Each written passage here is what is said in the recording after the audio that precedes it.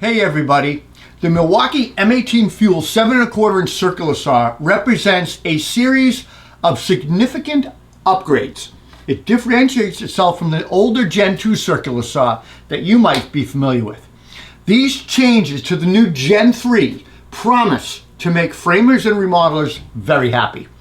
So if I think about my first impression, when I first got a hold of the new circular saw, I put it side by side to my Gen 2 model. First thing I noticed, the new saw was smaller. The motor casing, everything was a little bit smaller, and it's lighter at 7.9 pounds. Once I made a cut, my first comment was, wow, this thing's smooth. More on that later. Let's talk about accuracy. Not that a lot of guys will take their circular saw out of the box. Some of you guys do, but I check it. I check it at 90 and 45 and a couple of different ways in between. This thing was accurate out of the box. That's nice. Let's move on to some of the upgrades. Compact size. Milwaukee tossed out the old Gen 2 design and redid this new saw from the inside out. Let's talk about the upgrades to this new Gen 3 saw. The first thing is it's more compact. I just mentioned that. Milwaukee tossed out the Gen 2 design and they redid this saw inside and out. They shaved weight and size off of the gear case, shoe plate, upper and lower guards, and they came up with a more compact, lighter saw. The support handle, if you look close, you notice that they moved it down to the front of the motor. This was done to separate the hands more, further apart, and create a better opportunity for user control by separating your hands a little further apart. The other thing is the actuation safety trigger. The previous Gen 2 saw had an ambidextrous button that you needed to press with your thumb to activate the trigger and power on the saw. This safety annoyed many users, me included. Having to actuate this button sometimes made it difficult to use the saw in certain positions, like overhead cutting or a little bit weird angles and stuff like that, especially in remodeling, maybe cutting rafter tails. Milwaukee completely removed the old button, eliminating the need for a thumb depress. They changed it to a lock on or off button. What that means is when the button is turned on, the saw can be operated from the tool's trigger without any other safety functions or activations needed. When it's off, it's locked. There is a new finger guard around the trigger. You'll notice it's a large finger guard and it surrounds the trigger area, and this was done to just help prevent items from maybe hitting or wedging against the trigger and causing an accidental power on situation. I found the guard to be large enough to fit winter gloves inside, so you can use this in the winter. It's not going to cause problems with that. Let's move on to the blade adjustment depth detents. So the saw has a 2 5/8 inch cut capacity. One nice feature that was added was the addition of depth detents at 1/2 inch, 3/4, and 1.5 inches. This is a little feature that users will maybe not notice but appreciate once you get your kind of 10,000 hours in, right? The second nature, and you're just gonna feel and listen for those detents and go. Set it, boom, go, make your cut. The bevel lever has been updated. The old plastic knob is gone, and they replaced it with an old school style metal lever that you see on like rear handle saws. The issue was that they noticed that the older knob would often come loose, fall off, and you would lose the nut that it was held onto. The new lever is securely attached and requires only a 1/4 inch turn to loosen and a simple push down to lock. The saw has 2 detents, 22.5 and 45 degrees as well. Now, if you look at the blade guard geometry, there's been some changes there. It flares out. The blade guard will flare a little bit. That's designed to eliminate hang-ups and kind of improve miter cuts and compound miter cuts and thin rips and stuff like that. With regard to the new blade guard geometry, I made several cuts trying to catch the guard up. And while you can occasionally get caught up or get it to catch, this design is better than the Gen 2 design. It's much better. It's got that flared end. Another update was the LED light and location. They moved the LED light and it now points to the cut line and the saw blade. And we noted that this new LED location, it really does improve the cut line lighting. Nice improvement. The dust port. Okay, so I don't know a lot of tradesmen who use circular saws with dust collection. Some do, maybe if they don't have a track saw or something. But look, hey, it's a nice to have option.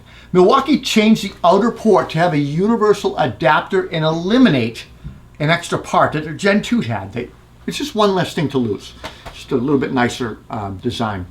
There is a dust blower in this tool. The dust blower, same as Gen 2, uses a motor fan to channel air through 3 slots in the front of the saw, and it directs air towards the blade. The slots can be seen near the new LED light position if you look at that location. The blade wrench was updated. Milwaukee ditched the old Allen wrench and went with an old school style wrench, replacing it and putting it in a more secure location into the body of the saw, the shoe plate under the blade. This location is more secure than the old location, and it's way less likely to back out and get lost. The wrench itself is bigger and gives users something more to hang on to and hold. And you'll notice the prying section at the end of the wrench end. That's carryover from old school diamond cutouts with blades. Milwaukee's eliminating all that. They're going to be using 5/8 round arbors anyway, but it's still on the wrench. One thing I noticed was the guard spring on the bottom of the saw. It's not necessarily new, but if you turn the saw over, you'll see the guard safety spring is way more visible than the Gen 2. Milwaukee uses what's called a double bugle spring, and that's compared to many other companies that use a J spring. The bugle spring cones open or cones out towards the ends on both ends, and it makes it far less likely to come loose or break under stress and usage. Milwaukee is committed to making these, obviously safe products, and they use this double bugle spring because it's a very reliable option, and they test it to the extreme. The goal is to have a guard, a safety blade guard that always opens and closes properly. That's what we all want, right? On this saw, Milwaukee increased the bevel. They went from 53 inches to 57 inches, and the cut capacity does lessen a little bit, obviously, when you increase angles like that, but the ability to make an angle cut at 57 can be helpful to many carpenters and roofers and guys. So kudos on that. There's a new motor. We like to describe this new motor as power dense in a smaller size, right? So Milwaukee didn't necessarily shave weight off the mower. Instead, they opted to increase the copper windings. It's 1/10 pound heavier than the old motor. So since we're talking about the motor, here's an interesting explanation about the motor power. So the older Gen 2 saw, the 2732, the motor produced approximately 2,000 watts of power with a 12 amp hour high output battery. 2,000 watts of power. The Gen 3 2834 saw, the new saw, produces 2,500 to 2,600 watts of power with a 12 amp hour high output battery. But when you throw a forged battery on it, a 12 amp hour forged battery, that Gen 3 saw produces 3,200 watts of power. That's pretty good. I want to talk a little bit about the vents underneath the saw. So if you look under the saw, you'll see some slot vents. The vents are not new to Milwaukee saws per se, but these vents pull in cool air. Basically, the air comes in and it cools off the saw's components and electronics. It's part of that whole system to keep the motor cooler and running more efficient. All right, so that's it for the updates. They did a great job at this. Let's talk about my thoughts using the saw. I've been using it now for about 3 or 4 weeks. I immediately noticed how smooth and effortless it was to make cuts. This saw is a really nice cutting saw compared to my Gen 2. Been using Gen 2 a long time.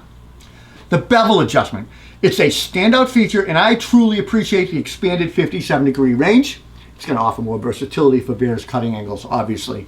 The smaller, lighter design makes this saw more maneuverable, and the elimination of that safety thumb activation switch is a welcome change, allowing for some of these tricky cuts we make to be more safer for us.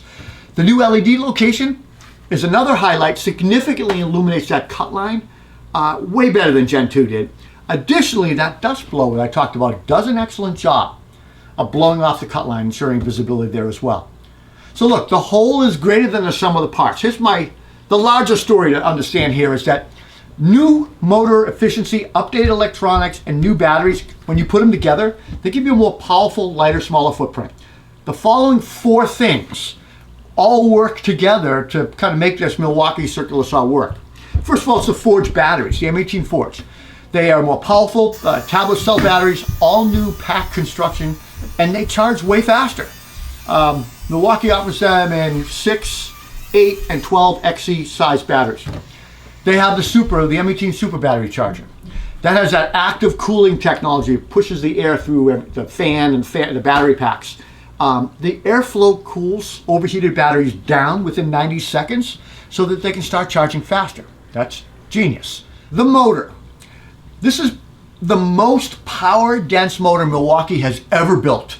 It has an increase of 36% more copper in the stator windings while reducing the overall size by 15%. Electronics. Milwaukee has a more robust circuit board and thicker wires this time around, and that handles an increased current flowing between the new batteries and the more powerful motors. The new forged batteries offer more power in a smaller, lighter design, while the M18 dual charger that they recommend using with those forged batteries, innovative, cools the batteries and charges them way faster. So the brushless motors have been refined for greater efficiency and power, and I think that's what you need the takeaway here. These enhancements, they basically all culminate to deliver more power, higher RPM, and improved ergonomics, lighter package, and I think setting a new standard for that M18 lineup. It's pretty impressive. All right, well, that's my overall thoughts on this new generation. Let's talk about price and availability. Acme Tools offers the Milwaukee M18 FUEL 7 1/4 circular saw in two configurations. $249 will get you the bare tool, but you got to get the forged batteries to get the power out of this saw. So you got to go kitted. Kitted is $449, and that's going to include charger, bag, saw, and a 12 amp hour forged battery. So my overall impression on the saw, blown away. The recent updates to the saw were immediately noticed in the difference in power in the very first cut I made. One of my crew used the saw and he described it as like a knife cutting through butter. Personally, I describe it a little bit differently. I've owned pickups my entire life, pickup trucks. And I recently bought an Audi Q5, a used Q5 is my personal car. I describe this saw, it cuts like the power of my truck's towing capacity, but it feels as smooth as cruising in my Audi. It's the best way I can describe it. It is a smooth cutting saw. Well done, Milwaukee. Kudos to you and your design team and everybody involved in this Gen 3. I think it's going to be a home run for you guys. I'm Rob Robillard. If you enjoyed the video, please give me a thumbs up, leave a comment. I try to answer all your comments. We'll see you at the next review. Take care.